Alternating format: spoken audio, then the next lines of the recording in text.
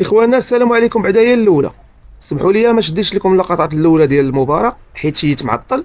واول ما جيت وشعلت الكاميرا لقيت هذه اللقطه هذه ديال خطا الوداد في تنفيذ مترجي. الكره غادي تطيح امام الساخي اللي صراحه احسن هنا التسلل وهرب من الرقابه. غادي تطيح كره هنا قدامه ولكن ما غاديش يحسن الضرب بالراس وايداع الكره في الشباك، وكتضيع كره على الوداد.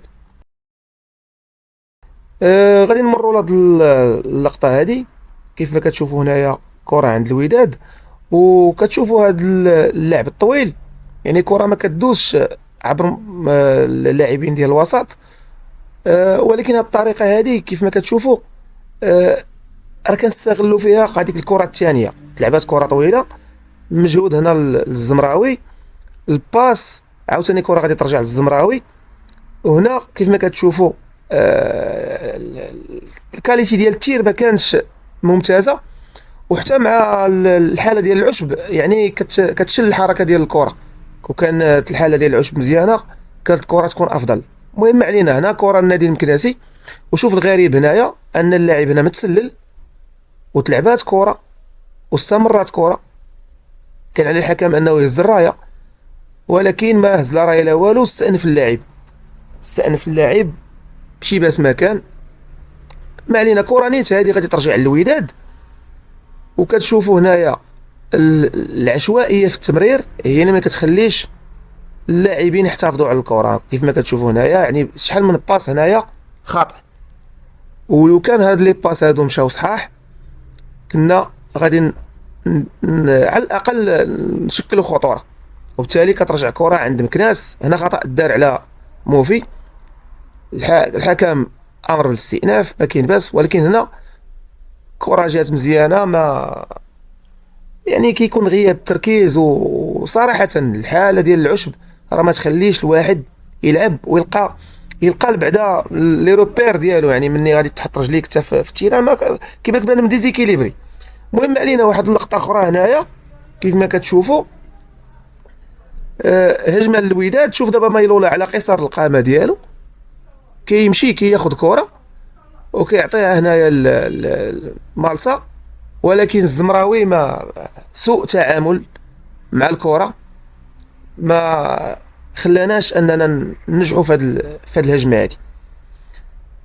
والغريب هو القرارات ديال الحكم اللي كتشوفوا، يعني غير كتقيس لاعب ديال المكناس كيعلن على خطا. ماشي هذه هي اللقطه الاولى، كاين اللقطات غندير لهم فيديو خاص. ما علينا، نستمروا الاخوان. لقطه تلو اخرى، وكنجيو لهاد اللقطه هذه اللي الصراحه غتكون استفزات الجمهور الودادي وبخصوص اللي كان حاضر في التيران. كيف كتشوفوا هنايا في هاد الزاويه هذه هجمه من الجهه اليمنى. ولاحظ معايا هنايا مزيان، بورا كيحاول انه يفتح اللعب، كره كيعطيها لموفي. موفي هنا غادي يلعب مع المترجي. هنا موفي ما كاينش في حاله تسلل. كيف ما كتشوفوا هنا بالخطوط ما كاينش في حاله تسلل بتاتا. مترجي باس زوين، هادشي اللي كاين في مترجي. ولكن موفي اخويا باش تعطي الباس هنايا غادي تاخذ واحد القرار، اسوأ قرار تاخذه في حياته هو انه يسدد من هذه الزاويه هذه اللي كيف ما كنقولوا لونغل فيرمي. مستحيل انه وعطى لها فرصه الكره اكثر ما عطاها هذاك ليفي. المهم ما علينا، ضاعت كره على الوداد كيف ما ضاعوا بزاف ديال الكواري. هنا كنشوفوا واحد الحاله هنايا، الناس اللي كطالب هنايا بلمس يد. ما كايناش لمس يد، نعطيو المكانسه تا هما حقهم. وكانت فيها لمسه يد غادي نبينوا انها فيها لمسه يد، وبالتالي كترجع كره. ومشكور السي فتحي على المجهود ديالو اللي مشى بهاد الكره هذه وحول الزاويه. هنا بوهره، يا سلام عليك يا بوهره، مني كتجيك كره وكتلعبها على السريع. حطيتي كره هنايا الماليموم اللي ما حسنش حتى هو التعامل معها، وبقات الكره في المود بونطيرا فليبير هاك وهات. عاوتاني بوهره كيتقاتل على كره، وبالتالي هنا كانت الصافره ديال النهايه ديال المباراه.